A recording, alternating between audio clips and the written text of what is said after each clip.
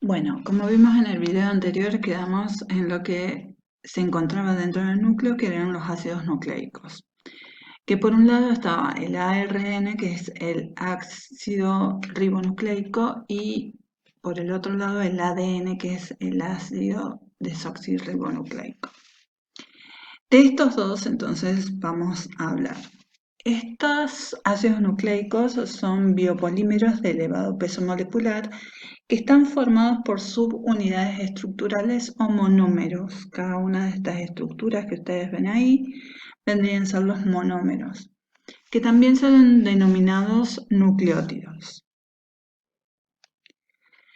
El ADN, el ácido desoxirribonucleico, está compuesto por unidades de monómeros, que ustedes ven acá, que se repiten miles de veces a lo largo de toda esta cadena. Y está formado por una doble hélice. Si se fijan, acá tenemos una hélice en rojo y otra hélice en azul. El ADN está compuesto, como dijimos, por dos hélices, pero cada hélice tiene nucleótidos, que a su vez están compuestos por un radical fosfórico, ¿sí?, que es este que vemos en azul, un azúcar, que es la desoxirribosa, que está en violeta, y después una base nitrogenada, que son cada una de estas estructuras que vemos acá. Esas bases nitrogenadas, cada una tiene su nombre. Una es la adenina, que tenemos en rojo, la guanina está en azul, la citosina, que está en amarillo, y la timina, que está en verde. Si ustedes se fijan, siempre existe la misma combinación. Aunque no estén del mismo lugar, siempre se combina la guanina con la citosina y la adenina con la timina. Eso es porque tienen cada una un encaje que les permite esa combinación. Fuera de esa combinación estaría mal estructurado el ADN. Estos dos filamentos de ADN se mantienen unidos por medio de la complementariedad, que es esa formación que les permite estar unidos a lo que habíamos estado hablando, que es a la adenina con la timina y la citosina con la guanina. Entonces, de esta forma, estas bases nitrogenadas se unen y establecen puentes de hidrógenos entre ellos. El ARN, a diferencia del anterior, difiere en su tamaño, función y localización con respecto al ADN. Ya habíamos dicho que el ADN es una doble hélice. Como podrán ver, el ARN es solamente una sola CL. Entonces, esta sola hélice que tenemos acá tiene características similares al ADN, pero se diferencia específicamente en una de las bases nitrogenadas. Cambia la timina por el uracilo, ¿sí? No existe la timina en esta cadena, sino que existe otro componente nitrogenado que es el uracilo. Como ya dijimos, existe solamente un solo filamento o hélice, ¿sí?, y presenta, en vez de desoxirribosa como componente sacárido, la ribosa. Por eso es que se llama ácido ribonucleico.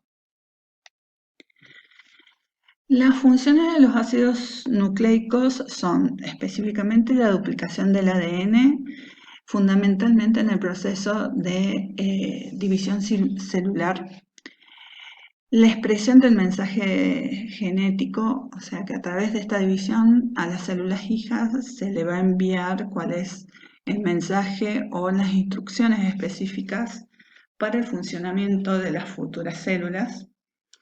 Se realiza la transcripción del ADN para informar y formar ARN mensajero y otros tipos de ARN, y se produce la traducción en los ribosomas, que son los que contienen el ARN mensajero.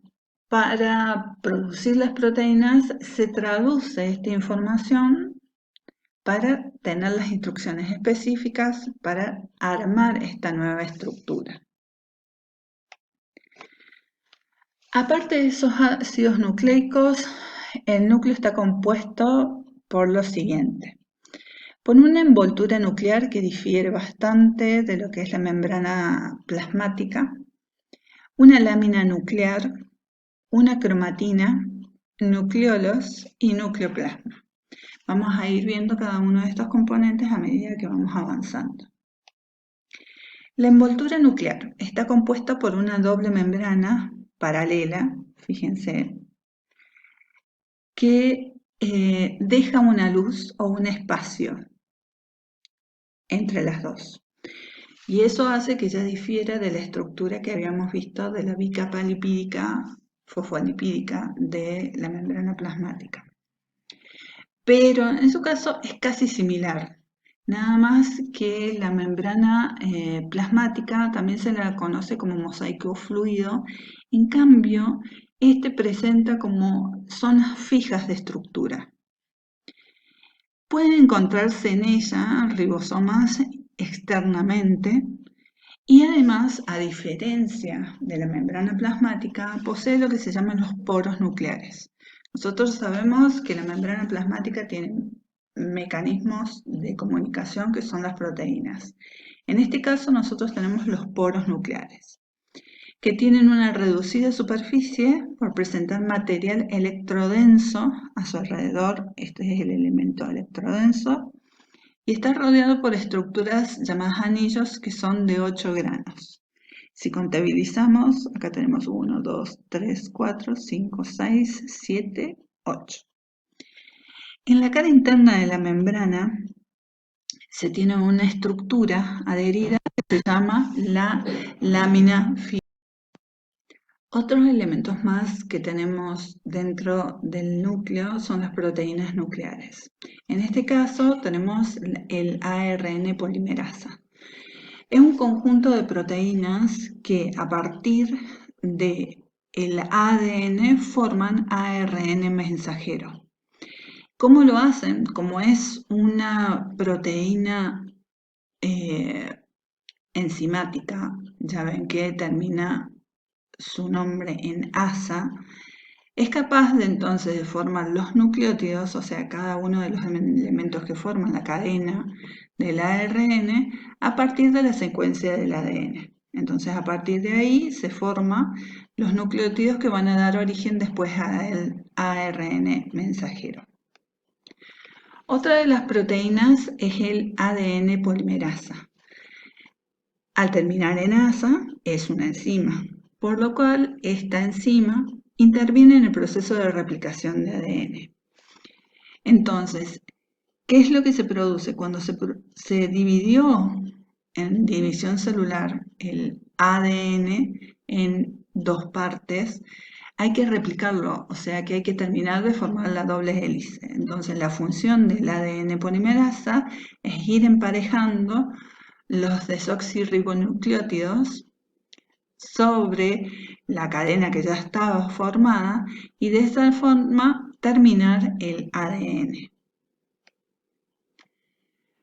Otras proteínas nucleares son las histonas. Las histonas son proteínas básicas de muy baja masa molecular que están en las células eucariotas y en algunos casos en las células procariotas.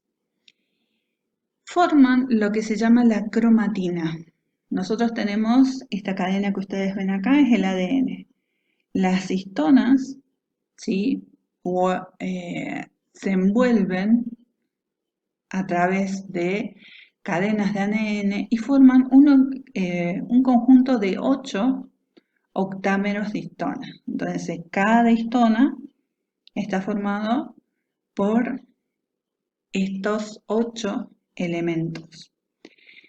Esta cadena sigue y se va emparejando y cada vez van juntándose más y más octámeros de histonas, lo que después termina formando una estructura más grande que ya vamos a ver más adelante, que es el cromosoma.